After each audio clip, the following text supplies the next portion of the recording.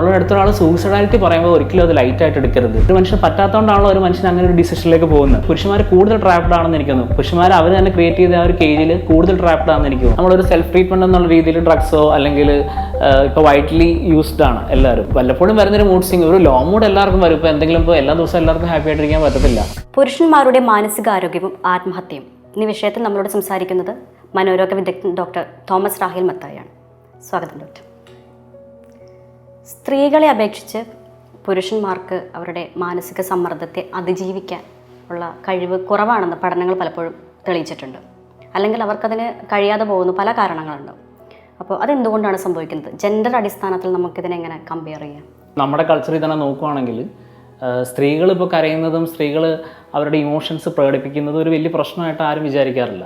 അപ്പോൾ നമ്മുടെ ഇപ്പോൾ ഒരു ഓഫീസ് സെറ്റപ്പിലോ അല്ലെങ്കിൽ ഒരു വീട്ടിലെ സെറ്റപ്പിലോ നോക്കുകയാണെങ്കിൽ ഇപ്പോൾ ഒരു സ്ത്രീയാണ് ഇപ്പോൾ ഒരു കാര്യത്തെ ഓർത്ത് വറി ചെയ്യുന്നത് എങ്കിൽ അത് നോർമലാണ്. പക്ഷെ ഒരു പുരുഷൻ അല്ലെങ്കിൽ ഒരു മെയിൽ ഫിഗർ അത് ചെയ്യുമ്പോൾ അത് എപ്പോഴും ഒരു പ്രോബ്ലമായിട്ട് നമ്മൾ പറയാറുണ്ട്. ബിക്കോസ് അല്ലെങ്കിൽ ഒരു പുരുഷൻ അങ്ങനെ ചെയ്യാമോ, അല്ലെങ്കിൽ ഒരു പുരുഷനെ സംബന്ധിച്ചുള്ള വൾണറബിലിറ്റി കാണിക്കുക എന്ന് പറയുന്നത് ഒരു വീക്ക്നെസ് ആണ്. ആൻഡ് പുരുഷന്മാർ ബൈ ഡീഫോൾട്ട്, അതായത് ജന്മന അവർ കണ്ടീഷൻഡ് ആയിരിക്കുന്നത് അവർ വീക്ക് അല്ല എന്ന് കാണിക്കാനാണ്. മനസ്സിലായില്ലേ? സ്ട്രോങ് ആയിട്ട് കാണിക്കാനാണ്. നമ്മുടെ അടുത്ത് വരുന്ന OP വരുന്നത് തന്നെ കൂടുതലും സ്ത്രീകളാണ്. ഒരു പ്രൊപ്പോർഷൻ നോക്കുവാണെങ്കിൽ സ്ത്രീകളാണ്. അപ്പോൾ എല്ലാ മെൻ്റൽ ഇൽനസ് നമ്മളെപ്പോഴും പറയും ഡിപ്രഷൻ കൂടുതലുള്ള സ്ത്രീകളാണ്, ആൻസൈറ്റി കൂടുതലുള്ള സ്ത്രീകളാണെന്നൊക്കെ പറയും. പക്ഷേ ഈ സ്റ്റഡീസ് എല്ലാം അങ്ങനെ ഒരു ബയസ് ഈ സ്റ്റഡീസിനകത്ത് എല്ലാത്തിനകത്തും ഉണ്ട്. പക്ഷേ എന്ന് വെച്ചാൽ പുരുഷന്മാരും നമുക്കറിയാം, നമുക്ക് പേഴ്സണലി തന്നെ സംസാരിക്കുമ്പോൾ അറിയാം ഒത്തിരി പുരുഷന്മാർ അഫക്റ്റഡ് ആണ്. പക്ഷെ അവരാരും ഒരിക്കലും ആൻഷ്യസ് ആയിട്ട്, ഇപ്പോൾ ആൻഷ്യസ് ആയ പുരുഷൻ ഒരിക്കലും ആൻഷ്യസ് ആയിട്ട് കാണിക്കാറില്ല. അവനത് സപ്രസ് ചെയ്ത് അത് വേറൊരു രീതിയിൽ ചാനലൈസ് ചെയ്ത് കാണിക്കാൻ, അല്ലെങ്കിൽ സപ്രസ് ചെയ്യുന്നതാണ് അവനെ സംബന്ധിച്ചിടത്തോളം എന്ന് വെച്ചാൽ സ്ട്രെങ്ത് കാണിക്കുന്നത്, അല്ലെങ്കിൽ വീക്ക്നെസ് കാണിക്കാതെ മുന്നോട്ട് പോകുക എന്നുള്ളത്. അപ്പോൾ അത് കൾച്ചറലി നമ്മൾ വൈഡ്ലി കാണാറുണ്ട്. ഇവൻ നമ്മുടെ സിനിമകൾ പോലും പറഞ്ഞു വെക്കുന്നത് ഹീറോയൊക്കെ. ഇപ്പോൾ പണ്ട് തൊട്ടുള്ള സിനിമകൾ നോക്കുകയാണെങ്കിൽ കരയുന്ന പുരുഷൻ എന്നുള്ളത് ഇപ്പോൾ കരച്ചിൽ ഹൈഡ് ചെയ്ത് മനസ്സിൽ വെക്കുന്നതാണ് സ്ട്രെങ്ത് എന്നുള്ളൊരു സംഭവം ഉണ്ടല്ലോ. അതായത് നമുക്കൊരു ഇമോഷൻ വന്നാലും അത് കാണിക്കുന്നതല്ല, അത് ഹൈഡ് ചെയ്യുന്നതാണ് സംഭവം എന്നുള്ളത്. ഇപ്പോൾ നമ്മൾ യൂട്യൂബിലൊക്കെ നമ്മൾ വൈഡ്ലി കാണുന്നതാണ്. നേരത്തെയാണെങ്കിൽ ആൽഫ മെയിൽ എന്നൊക്കെ ഉള്ളൊരു കൺസെപ്റ്റ് ഉണ്ടാകും. ഇപ്പോൾ സിഗ്മ മെയിൽ നമ്മൾ വളരെ കോമൺ ആയിട്ട് ഇപ്പോൾ യൂട്യൂബിൽ കാണുന്നൊരു സംഭവമാണ്. ആ സിഗ്മ മെയിലിൻ്റെ കൺസെപ്റ്റ് തന്നെ വളരെ സൈലൻ്റ് ആയിട്ടും മിസ്റ്റീരിയസ് ആയിട്ടും മനസ്സിലായില്ല, ഇമോഷൻസ് പ്രകടിപ്പിക്കാതെ, അല്ലാതെ പുള്ളിയുടെ മനസ്സിലുള്ളത് എന്താണെന്ന് പുറത്തുള്ളവർക്ക് മനസ്സിലാവാത്ത രീതിയിൽ നടക്കുന്ന ഒരു പുരുഷൻ്റെ ഫിഗറാണ്. അത് ഭയങ്കര ഗ്ലോറിഫൈഡ് ആണ്. അപ്പോൾ ഇതിൻ്റെയൊക്കെ ഒരു ഇമ്പാക്റ്റ് എല്ലാവരിലും ഉണ്ട്.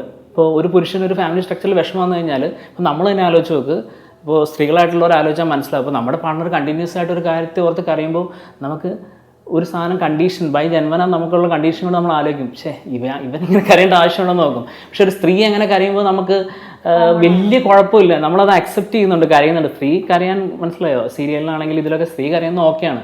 പക്ഷെ പുരുഷൻ കരയുന്നത് ഭയങ്കര ഒന്നുമല്ലെങ്കിൽ ഹൈഡ് ചെയ്ത് കരയണം, മനസ്സിലായോ? ഓപ്പണായിട്ട് കരയാമെന്നൊക്കെ ഉള്ളത് വൈഡ്ലി ഒരു പ്രശ്നമാണ്. ലൈക്ക് ഒരു പൊസിഷനിലൊക്കെ ഇരിക്കുന്ന അച്ഛൻ കരയുക അല്ലെങ്കിൽ ഭർത്താവ് കരയാമെന്നൊക്കെ പറയുന്നത് ഭയങ്കര ഒരു മോശം പോലെയാണ്. ജന്മന നമ്മളിപ്പോൾ ഇവിടെ നിന്ന് കരയാൻ തുടങ്ങിയ അപ്പുറത്തും ഇപ്പുറത്തും BA മാൻ എന്ന് പറഞ്ഞ് വരാൻ വളരെ സ്ട്രേഞ്ചറായ ആൾക്കാർ പോലും ചാടി വീഴും, മനസ്സിലായോ? അപ്പോൾ അത്രയും കോമൺലി കൾച്ചറിൽ ഈ സപ്രഷൻ ഓഫ് ഇമോഷൻ എന്ന് പറയുന്നത് ഭയങ്കര കോമൺ ആണെന്നാണ് പറഞ്ഞത് പുരുഷന്മാരുടെ ഇടയിൽ. അതിവിടെ മാത്രമുള്ളൊരു ഇതല്ലെങ്കിൽ പോലും കേരളത്തിലും ഇപ്പോൾ നമ്മളത് വളരെ വൈഡ്ലി കാണുന്നതാണ്. നമുക്ക് തെറാപ്പിക്കൊക്കെ പലപ്പോഴും പുരുഷന്മാരോട് തെറാപ്പി എടുക്കാൻ പറഞ്ഞാൽ ഒരിക്കലും അവർ എടുക്കത്തില്ല. ആ ഒരു ഓൾട്ടർനേറ്റീവ്സ് എന്താണ്, അല്ലെങ്കിൽ അവർക്ക് അക്സെപ്റ്റബിൾ ആയിട്ടുള്ള എക്സ്പ്രഷനാണ് അവരെപ്പോഴും നോക്കുന്നത്. അങ്ങനെയുള്ള ഒരു അക്സെപ്റ്റബിൾ എക്സ്പ്രഷനാണ് ദേഷ്യം, അല്ലേ? പുരുഷൻ ഇപ്പോൾ ദേഷ്യം, വിഷമം വന്നാലും ആൻസൈറ്റി വന്നാലും എന്തായാലും ദേഷ്യമായിട്ടാണ് പ്രകടിപ്പിക്കുക. അതിപ്പോൾ ഭാര്യയോട് പ്രകടിപ്പിക്കും, അല്ലെങ്കിൽ ഗേൾഫ്രണ്ടിനോട് പ്രകടിപ്പിക്കും, അല്ലെങ്കിൽ അമ്മയോട് പ്രകടിപ്പിക്കും. അത് ഭയങ്കര ഗ്ലോറിഫൈഡ് ആണ്. ഇപ്പോൾ നമ്മുടെ സിനിമകൾ നോക്കിക്കഴിഞ്ഞാൽ ദേഷ്യപ്പെടുന്ന പുരുഷൻ എന്ന് പറഞ്ഞാൽ ഒരു പ്രശ്നമില്ല. എന്ത് കാര്യം വന്നാലും ദേഷ്യപ്പെടുന്ന പുരുഷൻ എന്ന് പറഞ്ഞാൽ വൻ പവറാണ്, തഗ്ഗാണ്, മനസ്സിലായത്? കരയുന്ന പുരുഷനിൽ നിന്ന് ദേഷ്യപ്പെടുന്ന പുരുഷൻ അപ്രൂവ്ഡാണ്. അതുകൊണ്ട് തന്നെ എല്ലാവരും അത് ദേഷ്യമായിട്ട് പ്രകടിപ്പിക്കും. ആൻഡ് ഈ അവസ്ഥയെക്കുറിച്ച് പുരുഷന്മാർ പോലും അവെയറും അല്ല. അപ്പോൾ ആൺകുട്ടികൾ പോലും അവർ ദേഷ്യപ്പെടുന്നുണ്ടെങ്കിലും അവർക്ക് അറിഞ്ഞൂടെ, അവർക്ക് മനസ്സിലൊരു വിഷമം കണ്ടെയ്ൻ ചെയ്യാൻ പറ്റാത്തതുകൊണ്ടോ അല്ലെങ്കിൽ ഒരു ആൻസൈറ്റി കണ്ടെയ്ൻ ചെയ്യാൻ പറ്റാത്തതുകൊണ്ടാണ് അവർ ദേഷ്യപ്പെടുന്നതെന്ന്. ദേഷ്യം റീസണബിൾ അല്ലാന്ന് അവർക്കറിയാം, പക്ഷെ അത് അക്സെപ്റ്റ് ചെയ്യാനോ അതിനെക്കുറിച്ചുള്ള അവയർനെസ് അവർക്കില്ല എന്ന് എനിക്ക് തോന്നിയിട്ടുണ്ട് എപ്പോഴും. ആത്മഹത്യ എന്ന് പറയുന്നത് വളരെ സങ്കീർണമായിട്ടുള്ളൊരു, വളരെ സീരിയസ് ആയിട്ടുള്ളൊരു പ്രശ്നമാണ്.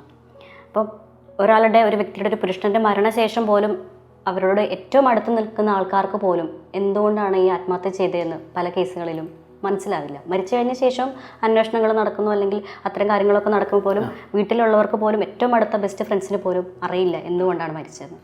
പലപ്പോഴും എനിക്ക് തോന്നിയിട്ടുണ്ട്. കാരണം നമുക്ക് സോഷ്യൽ മീഡിയയിലൊക്കെ ആണെങ്കിലും മെസ്സേജ് വരുമ്പോഴും ഈ പറഞ്ഞ കാര്യം തന്നെയാണ്. അതായത് നമുക്കിപ്പോൾ ഒരു സ്ത്രീക്ക് ഒരു സൂയിസൈഡ് തോട്ട്സ് വരുമ്പോൾ അടുത്തുള്ള ആളോട് പറയാനൊരു മടിയില്ല, അല്ലെങ്കിൽ പാർട്ട്ണറോട് പറയാൻ. പക്ഷെ ഒരു പുരുഷന് ഒരു സൂയിസൈഡ് തോട്ട്സ് വരുമ്പോൾ പോലും അവരത് മാക്സിമം സപ്രസ് ചെയ്ത് കൊണ്ടുപോവുകയാണ് ചെയ്യുന്നത്. പക്ഷേ ഈ സൂയിസൈഡ് അല്ലെങ്കിൽ ഇപ്പോൾ ഒരു സൂയിസൈഡ് തോട്ട്സ് വരുന്ന അല്ലെങ്കിൽ ഒരു ഡിപ്രഷൻ, ഒരു ലോങ് ടേം ഡിപ്രഷൻ നമ്മളിങ്ങനെ സപ്രസ് ചെയ്ത് അല്ലെങ്കിൽ അത് അഡ്രസ്സ് ചെയ്യാതെ കൊണ്ടുപോകുമ്പോഴുള്ള അതിൻ്റെ ഒരു കോംപ്ലിക്കേഷനാണ് ഈ സൂയിസൈഡാലിറ്റിയിലേക്ക് കോമൺ ആയിട്ട് വരുന്നത്. എല്ലാ കേസും അങ്ങനെയാണെന്നല്ല, അല്ലാതെ സൂയിസൈഡ് സംഭവിക്കാറുണ്ട്. പക്ഷേ അങ്ങനെ വരുന്ന ഒരു സൂയിസൈഡൽ തോട്ട്സ് പുരുഷനത് പ്രകടിപ്പിക്കാനൊരു സ്പേസ് ഇല്ല. അപ്പോൾ പലപ്പോഴും ആ വിഷമം പോലും പ്രകടിപ്പിക്കാൻ പറ്റുന്നില്ല. സോ പുള്ളിയെ സംബന്ധിച്ചിടത്തോളം ആ സൂയിസൈഡ് ചെയ്യാന്നുള്ളതാണ് ആക്ച്വലി അതിൻ്റെ എക്സ്പ്രഷനേക്കാളും ഈസി ആയിട്ടുള്ള ഒരു സംഭവം എന്നാണ് ഞാൻ പറഞ്ഞത്. ലൈക്ക് ഈസി ആയിട്ടുള്ളൊരു ഔട്ട് എന്നുള്ള രീതിയിൽ പലപ്പോഴും നമ്മുടെ അടുത്ത് തന്നെ പേഷ്യൻസ് ആയിട്ടുള്ളവർ ഇങ്ങനെ സൂയിസൈഡ് തോട്ട്സ് പറഞ്ഞു വരുന്ന പുരുഷന്മാർ അവർ ആ ഒരു ലാസ്റ്റ് സ്റ്റേജിൽ തീരെ പറ്റാത്ത രീതിയിലേ വരത്തുള്ളൂ. ഡോക്ടർ പറഞ്ഞ ഏറ്റവും എൻഡിങ് പോയിന്റിലാണ് ഈ സൂയിസൈഡിലേക്ക് എത്തുന്നതെന്ന്. അപ്പോൾ ഏത് സമയത്താണ് ഇത്തരം പ്രശ്നങ്ങൾ അനുഭവിക്കുന്ന ഒരു പുരുഷന് ഒരു ബെറ്റർ അഡ്വൈസ് എടുക്കാനുള്ള സ്റ്റേജ്? അവർക്കത് തിരിച്ചറിയപ്പെടണം, എനിക്ക് ഇന്ന പ്രശ്നമുണ്ട്, എനിക്കൊരു ഡോക്ടറുടെ അഡ്വൈസ് വേണം. ഏത് സ്റ്റേജിലാണ് അത് ഏറ്റവും ഉചിതമായിട്ട് വരിക? അല്ല, എനി ടൈം നമുക്ക് ഹാൻഡിൽ ചെയ്യാൻ പറ്റാത്ത ഇമോഷൻസ് വരുന്നുണ്ട്, അത് നമ്മുടെ ലൈഫിനെ അഫക്റ്റ് ചെയ്യുന്നുണ്ട്. So most of the time നമുക്ക് അറിയാൻ പറ്റും, കാരണം ഇത് നമ്മുടെ പഴയ സെൽഫ് അല്ല. ഞാനിപ്പോൾ പഴയതിനൊക്കെ കൂടുതൽ മൂടിയാണ്, മനസ്സിലായി. എല്ലാ ജീവിതത്തിൽ ചിലപ്പോൾ മൂടിയാവാനുള്ള കാരണങ്ങളൊന്നും ഉണ്ടാകത്തില്ല. എനിക്കൊരു നല്ല പാർട്ട്ണർ ഉണ്ടാവും, അത്യാവശ്യത്തിനുള്ള ഫിനാൻഷ്യൽ ബാക്കപ്പ് ഉണ്ടാവും, എല്ലാം ഉണ്ടായിട്ട് ഞാൻ most of the time I am not able to being happy. അങ്ങനെ ഒരു വ്യത്യാസം കാണാം. അല്ലെങ്കിൽ most of the day time ഞാൻ എന്തൊക്കെ ചെയ്യാൻ നോക്കിയിട്ടും ഞാൻ എപ്പോഴും ടയേർഡാണ്, അല്ലെങ്കിൽ എനിക്ക് ഒന്നിൽ നിന്ന് സന്തോഷം കിട്ടുന്നില്ല. പൊതുവേ നമ്മൾ ഡിപ്രഷൻ്റെ പറയുന്ന സിംറ്റംസ് തന്നെയാണ്. പക്ഷേ നമുക്ക് ക്ലിയർ കട്ടായിട്ട് മനസ്സിലാവും ഇത് പഴയ സെൽഫ് അല്ല, ഈ പണ്ടത്തെ പോലല്ല. പണ്ട് ഞാൻ എൻജോയ് ചെയ്തൊരു പാട്ട് കേട്ടിരുന്നത് ഇപ്പോൾ എനിക്ക് പാട്ട് കേൾക്കുമ്പോൾ ഒന്നും തോന്നുന്നില്ല. അല്ലെങ്കിൽ പണ്ട് ഞാൻ എൻജോയ് ചെയ്ത് ഒരു സിനിമയുടെ കണ്ടിരുന്നത് എനിക്കിപ്പോൾ ഒരു സിനിമ 15 മിനിറ്റ്സ് കൂടുതൽ കണ്ടിരിക്കാൻ പറ്റുന്നില്ല, മനസ്സിലായില്ലേ? സോ ആ ഒരു സ്റ്റേജിൽ തന്നെ നമ്മൾ തെറാപ്പിയോ അല്ലെങ്കിൽ ഒരു സൈക്കാട്രിസ്റ്റിനെ അപ്രോച്ച് ചെയ്യുകയാണെങ്കിൽ ഒബ്വിയസ്ലി തെറാപ്പി, ചില കേസിൽ തെറാപ്പി മാത്രം മതിയായിരിക്കും, ചില കേസിൽ സൈക്കാട്രിസ്റ്റിൻ്റെ ഒരു അസിസ്റ്റൻസ്, മെഡിക്കേഷനൊക്കെ ആവശ്യം വരും. അതൊരു മ്യൂച്വലായിട്ട് നടക്കുന്ന ഒരു ടീം വർക്കാണ്. അപ്പോൾ ഞാൻ പറഞ്ഞു, ഏതെങ്കിലും ഒരു സൈഡിൽ നിങ്ങൾക്ക് പോകാനുള്ള ഒരു ആ ഒരു ഇനിഷ്യേറ്റീവ് ഉണ്ടെങ്കിൽ ഒബ്വിയസ്ലി നമുക്ക് അവിടെ സേവ് ചെയ്യാൻ പറ്റും. അപ്പോൾ എനിക്ക് എല്ലാവരോടും പറയാനുള്ള ഒരു കാര്യം എന്ന് വെച്ചാൽ, നമ്മളുടെ അടുത്തൊരാൾ സൂയിസൈഡാലിറ്റി പറയുമ്പോൾ ഒരിക്കലും അത് ലൈറ്റായിട്ട് എടുക്കരുത്. ഒരു മനുഷ്യൻ പറ്റാത്തതുകൊണ്ടാണല്ലോ ഒരു മനുഷ്യൻ അങ്ങനെ ഒരു ഡിസിഷനിലേക്ക് പോകുന്നത്. അപ്പോൾ അത് മനസ്സിലാക്കാൻ പറ്റാത്തൊരു സിസ്റ്റത്തിൻ്റെ നടുക്ക് ട്രാപ്ഡായി പോകുന്നു. സ്ത്രീകൾക്കും ഉണ്ട്, പക്ഷേ പുരുഷന്മാർ കൂടുതൽ ട്രാപ്ഡ് ആണെന്ന് എനിക്ക് തോന്നുന്നു. പുരുഷന്മാർ അവർ തന്നെ ക്രിയേറ്റ് ചെയ്ത ആ ഒരു കേജിൽ കൂടുതൽ ട്രാപ്ഡ് ആണെന്ന് എനിക്ക് തോന്നുന്നു.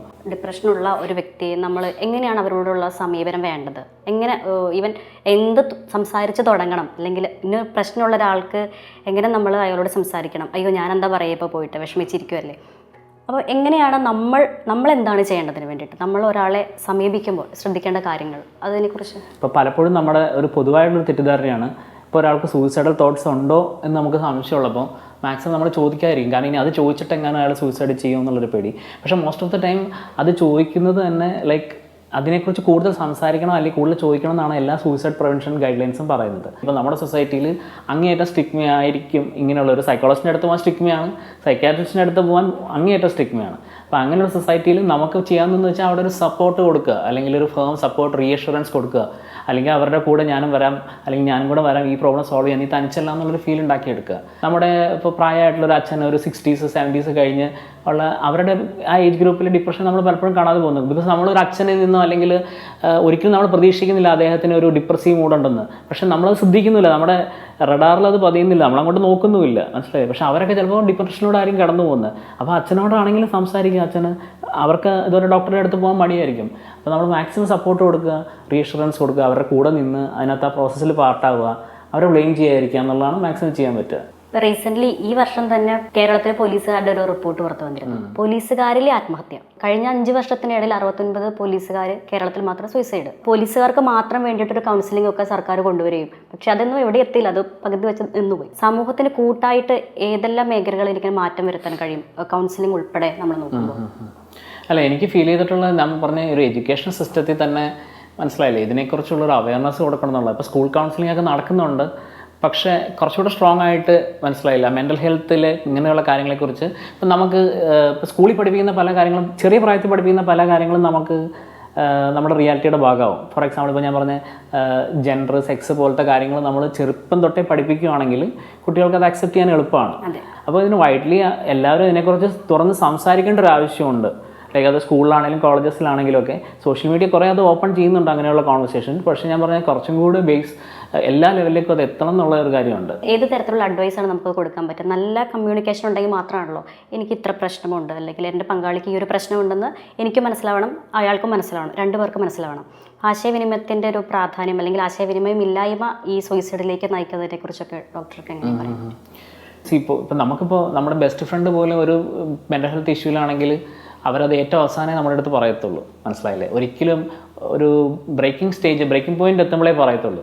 അല്ലെങ്കിൽ പുരുഷന്മാർ പിന്നെ അപ്രോച്ച് ചെയ്യുന്ന രീതി എന്ന് പറഞ്ഞു കഴിഞ്ഞാൽ സബ്സ്റ്റൻസ്, അഥവാ നമ്മൾ ഈ ആൽക്കഹോൾ, ലഹരികൾ, സിന്തറ്റിക് ഡ്രഗ്സ് അങ്ങനത്തെ യൂസിലേക്ക് പോവുകയാണ്. ബിക്കോസ് എല്ലാവരും സെൽഫ് ട്രീറ്റ്മെൻറ്റ് മോഡിലേക്ക് പോകും. അതായത് നമുക്ക് പ്രോപ്പറായിട്ടുള്ള ട്രീറ്റ്മെൻറ്റ് എടുക്കാൻ പറ്റത്തില്ല, പക്ഷേ ഇതൊരു കൈൻഡ് ഓഫ് റിലീഫ് കൊടുക്കുന്നുണ്ട്. നമ്മളൊരു സെൽഫ് ട്രീറ്റ്മെൻറ്റ് എന്നുള്ള രീതിയിൽ ഡ്രഗ്സോ അല്ലെങ്കിൽ ഇപ്പോൾ വൈഡ്ലി യൂസ്ഡ് ആണ് എല്ലാവരും. ഇപ്പോൾ ആൽക്കഹോളൊക്കെ പണ്ടായിരുന്നു, ഇപ്പോൾ ആൽക്കഹോളിനൊക്കെ കൂടുതലായിട്ട് കനാബിസോ അല്ലെങ്കിൽ സിന്തറ്റിക് ഡ്രഗ്സ് ഒക്കെ ഭയങ്കര കോമൺ ആയിട്ട് യൂസാണ്. അതിപ്പോൾ സ്ത്രീകളും പുരുഷന്മാരും ഉണ്ട്, പക്ഷേ പുരുഷന്മാർ അപ്പോഴും കൂടുതലാണ് യൂസ്. പക്ഷേ അപ്പോഴൊക്കെ നമ്മൾ ശ്രദ്ധിക്കേണ്ടതെന്ന് വെച്ച് കഴിഞ്ഞാൽ ഒരു ഭയങ്കരമായിട്ടൊരു പീക്ക് കിട്ടും, ഒരു ഭയങ്കരമായിട്ട് പീക്ക് ഡ്രഗ്സ് വരും, പക്ഷേ അതേപോലെ തന്നെ ഒരു ക്രാഷും വരും.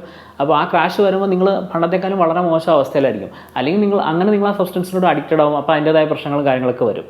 അപ്പോൾ പ്രോപ്പറായ ഒരു ആശയവിനിമയത്തെക്കാളും അല്ലെങ്കിൽ പ്രോപ്പറായ ഒരു തെറാപ്പി എടുക്കുന്നതിനേക്കാളും ഒക്കെ ഇങ്ങനെയുള്ള ഷോർട്ട് കട്ട്സിലേക്ക് പോകുന്നത് ഒരു കോമൺ ആയിട്ടുള്ള പ്രശ്നമാണ്. എല്ലാവർക്കും ഈ ഹോർമോൺ പ്രശ്നങ്ങളും അല്ലെങ്കിൽ മൂഡ് സ്വിങ്സ് ഒക്കെ പ്രത്യേകിച്ച് ഇപ്പോൾ അത് കൂടുതലായിട്ട് വരുന്നുണ്ട്. അവരുടെ ഭക്ഷണ രീതികൾ, ജോലി സമയം, അങ്ങനെ സാഹചര്യങ്ങൾ മൊത്തത്തിൽ അവർക്കെതിരായിട്ട് നിൽക്കുന്ന സമയത്ത് അങ്ങനെ മൂഡ് സ്വിങ്സ് കൂടുതലായിട്ട് അത് പുരുഷന്മാർക്കിടയിലും സ്ത്രീകൾക്കിടയിലും ഉണ്ട്.